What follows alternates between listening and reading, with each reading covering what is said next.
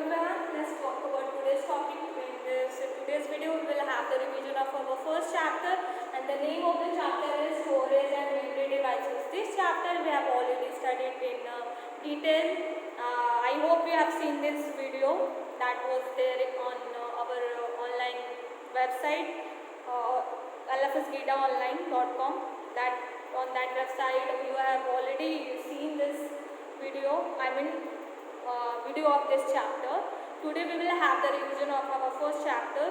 So in today's video we will discuss 3 points of first chapter. The first topic is data and information. Second, you will have data storage unit, and third topic you will have the types of memory. Okay, so first topic you will have data and information. Second topic you will have data storage unit, and third topic you will have types of memory.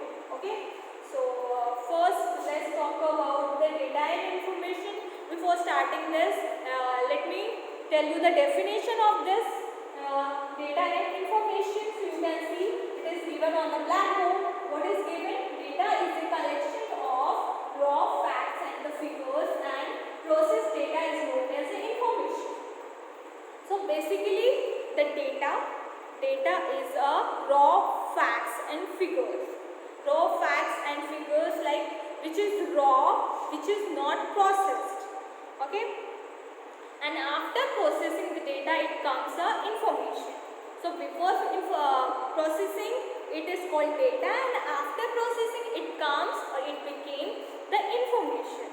So if you want to make you understand, I can give you one real time example. Let's talk about the example of cloths. Suppose you have brought one cloth, piece of one cloth, and you just you just send that cloth to the tailor, and tailor has made dress for you out of that piece of cloth. Okay, so that piece of cloth will be your data, and the dress, whatever comes out of the piece of cloth, that dress is your information, right?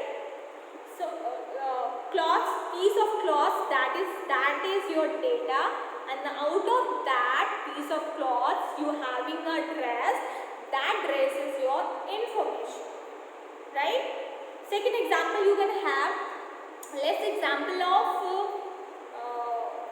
suppose in your classroom your class teacher has made one record, and in that record she has entered the name of the student along with the subject marks. Okay, take example of take the name of one student is Ashutosh, who is having 42 marks in computer, and the second name is Sukriti. She is having 45 marks out of 45 marks in Hindi. So like this, so you know class teacher has to make the record of all the students of a particular class. So she has made a record of each and every student in that record. So whatever the information, like the student's name, student's roll number, student's hall ticket number, student subject number, students marks, all these are the datas. Okay, so I hope it is clear what is data. So whatever the information she is giving or she is writing on that to make that report, that is data. But if someone asks her to find out who's the first rank holder, who's the second rank holder, or who's having a top 5 student who's having a good marks. Okay, top 5 best students. Okay, or you can say the same way you can ask the least 5 students name who's having the lowest marks. Okay, so this is called the information. Information we are finding on the basis of the data, right? Until unless there will be no data, we can't able to find the information. So information is dependent on the data. Until unless you are not going to have the data, you can't able to find it out. Now you can have the, suppose I don't have any class, I don't have any students, they have not appeared for the exam. If someone asks me that who's having a top 5 student, who's having the highest mark, it is possible to find it out?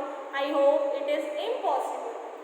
Okay, so in short, if you want to find out the information, you need to have the data. So raw facts is your data and the process data is your information. So I hope it is clear what is data and what is information, right?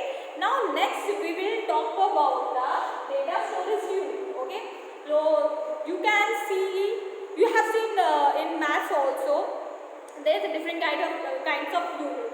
Like for storing the liquid, you have the liter, milliliter. For storing the, for measuring the mass, the solid, you have the kilogram, milligram, okay, quintal, ton, like this you are having. And the same way for calculating or measuring the computer's memory also, you be having a certain kind of unit. That unit we have studied already. In this chapter we will have the revision. So suppose if you have not understood in that chapter, today I am sure you will understood this topic. Okay, so before starting this, let me tell you what is binary number. Binary number is 0 and 1. Computer stores the data in the form of 0 and 1. Take example, suppose you want to store the information, hey, how are you, hello, how are you, this kind of information you want to store. So for you, what you are going to do, simply you are going to write hello, how are you. Suppose you have written on a notepad, you have written hello, how are you, how is going on, and you want to save this file. Okay, so according to you, you have saved the information, hello, how are you, is everything fine. This will be your information or your data which you have stored. Okay, but computer will not store the same data as you have given to the computer. It will change your data into some other form. That some other form is called your that is called your binary digits. That is called your binary digits, and the binary digit is in the form of 0 and 1. So whatever the data you are having, hello, how are you, is everything fine, that is finally going to convert into in the form of 0 and 1. That is going to convert into 0 and 1. You know that the combination of 0 and 1, when you are just combining 8 bits, this 0 is bit, 1 is bit. 0 and 1 is not going to make a bit. Okay, that is going to make a bit. 0 is bit, 1 is bit. And combining such kind of 0 and 1 combination, when you are combining 8, 0 and 1, that makes 1 byte. Okay, you can see example 1 0 0 0 1 1 1 1. That is going to make 1 byte. Okay, and 0 and 1, it is called the binary data. That everyone is knowing, computer stores the data in the form of binary digits, right? Okay, fine. Now we will just go through the chart of this chart, memory size. You can see the memory chart of this, how the computer stores the data in a computer. Like other having a memory unit for storing, for calculating or measuring the data, the same thing, computer stores the data or measures the data in the form of this. Okay, now we can see 8 bits makes 1 byte, 124 bytes makes 1 kilobyte, 124 KB makes 1 megabyte, 124 MB make 1 gigabyte, 124 GB make 1 TB, 124 GB makes 1 TB, 124 TB makes 1 TB, 1024 TB makes 1 EB, 124 EB makes 1 ZB, 124 ZB become 1 byte. Now I want to tell you what is the full form of it. It is already given in your book, but still I just want to tell you what is the full form of this. 1 KB is kilobyte, MB is for megabyte, GB for gigabyte, TB for terabyte, PB for petabyte, EB for zettabyte, then Z is zotabyte, and this is jotabyte. Okay, so this is all the unit through which you can use the computer source data. Now, I think by saying this, it will be very difficult for you to means you will find it out very difficult to remember this. But this chart you have to remember by heart. You should know this because this is very important. Okay, don't you think that's only this class only there will be throughout your life? There will be need because whenever there will be a measurement or the calculation about the memory data, in that you will see the whatever the data you have used or the computer is using or the on the internet you are using, all the data or all the information is given in the form of this. So you should know this so that it will be easy for you to understand how much data you have used or you have consumed in on the internet, right? So, well, I'll give you one shortcut to remember this. That will, I'm sure that is going to help you to understand or remember this chart. Okay, two things you have to keep in your mind. Only two things you have to keep in your mind, and everything will be sorted. Okay, one thing you can see the diagonal you can see one, you can see byte, kilobyte, 1 MB, GB, TB, TB, EB, ZB, Z. Can you see this? Whatever the things you are writing over here, simply you have to copy over here. Simply you have to copy it down. Right from here to here, simply you have to copy it down. Okay, this is the first thing. I hope it is clear. Okay, the second thing you can see everywhere you can see the same thing. 10, 24, 10, 24. Okay, so once you will write every column, you write this one, and of course you have to remember one side of that. That you have to remember, after which what will come. Okay, so once you will learn this chain, or suppose you have learned this side, suppose you have learned this side only, no, this side automatically you can learn. It will be easy. Simply you have to copy it. So I hope it is going to help you. You can remember, you can summarize all the memory size. Okay, so I hope you can remember this chart. In exam also they can ask you out of this. Okay, so exam, I just want to tell you, in exam there will be two chapters. The first two chapters will be for exam, and the type of the question will be multiple choice question. So whatever the question will be there, that will be below the exercise. But apart from the below the exercise, some question that is given from inside the chapter also. So don't you think that only below the only you are just going to learn the MCQs and that is going to help you? No, that is not going to help you. Means that will help you, but that is not going to give you fully marks. If you want to score fully marks, and which I want each and every one of you has to score the full marks. So for that you have to read the chapter carefully, thoroughly, and you have to find it out, each and everything, minute things you have to keep in your mind, because I have given the question from inside the chapter also. So that is going to tell me how much you have understood or how much you are doing the study at home. Okay, so get ready for your exam. Don't only rely on the below exercise. From below, apart from that also you are having the sub question from inside the chapter.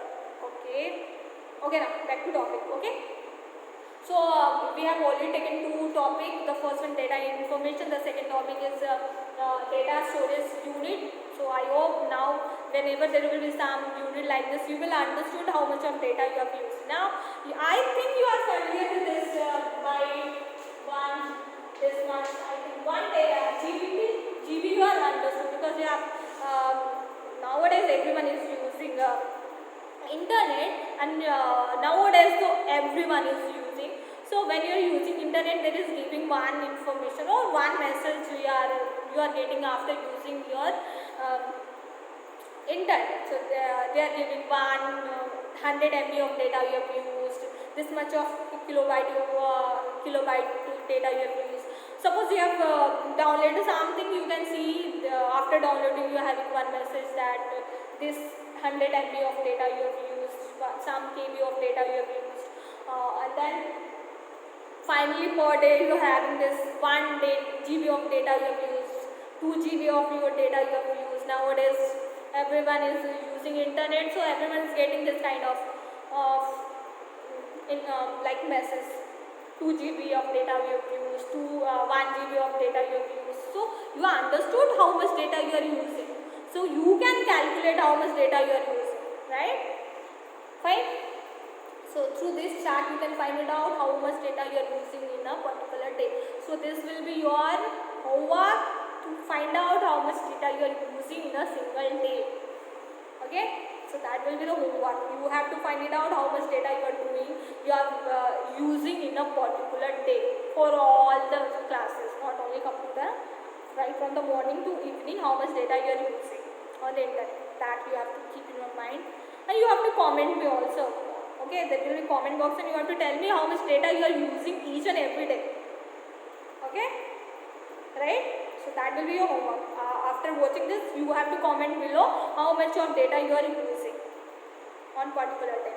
Okay, don't forget to write it down.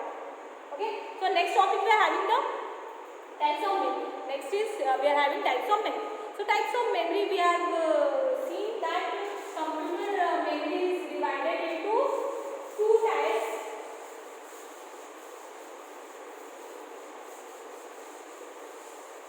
Computer memory is divided into two types. Computer memory is divided into two types. The first one is primary. The second one is secondary. Right? So you can say primary and secondary. So again, primary is divided into two: RAM, ROM. Again, this is divided into so many devices is there for keeping the data. I'm just going to have, I don't have space, so I will write only two or three, something like this. Suppose, so I will write over here, and that pen drive,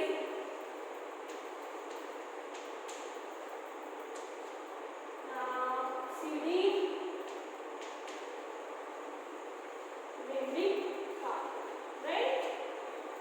So basically, I just want to tell you what is the difference between the primary memory and secondary memory. So what is the data? If you are keeping your data in computer's memory, that is called your primary memory. Okay? When you are keeping your data not in computer memory, in other devices. Okay? In other devices other than the computer memory, that is called your secondary devices. It is clear? In computer memory, that is primary memory. If you are not keeping your data in computer memory, that is known as secondary memory. If you are using other than computer, other devices, that is called, or that comes under the secondary memory. I hope it is clear the difference between the primary memory and the secondary memory. Okay, now let's talk about the next topic. Next topic is the next classification. So primary memory is again divided into two parts, the RAM and ROM. So basically the full form of RAM is random access memory, and the full form of ROM is read only memory. Now you, by seeing the name only, you can find it out the difference. What exactly the difference between the RAM and the ROM? Okay, so RAM is random access memory. In the name only the random is there. It is not permanent, it is a random. So whatever the data you are just keeping in this memory, it will be temporary. Temporary means on which basis you can say it is temporary, means until unless there will be an electricity, your data will be saved, and once the electricity is gone, your data will be also gone. Okay, so it is temporary memory. And the second one is ROM. ROM is read only memory. In that whatever your data you are keeping, it will be permanent. You can't change it. Okay, you can't change it. That will be permanent. Okay, now I can give you one example like ROM. Whenever you just opening your computer means desktop, some information is coming now. Whenever just opening your computer, something is coming like this, coming and going. So that whatever the information is there, that is stored into the ROM. That is the example of ROM. And RAM is, suppose you are working on something, suppose you are writing something on notepad, suddenly light has gone, electricity has gone. Okay, so what will happen again when once you are just opening your computer, what you can see, there will be no data. So whatever currently whatever you are doing, that is until unless you are not storing your, until unless you are not saving your data will be in RAM. Once you are saving your data data will be stored into the secondary memory. Okay, fine. Next we are having secondary. Secondary is again if you are storing your data in pen drive, CPU or memory card, that is come under the secondary devices. Okay, so in the second part you can see in the second video we can see the other this basically this one. We will have the detail of this, what is the RAM and ROM and everything whatever we have seen. We will have the detailed study in the next chapter or in the next video. Okay, so I hope you have understood. If you not having if you have not understood anything or you are having any problem, please comment below. I'll see your questions and I will try to give whatever you have in the doubts and I'll give you the clarification. Okay, now till then, thank you so much.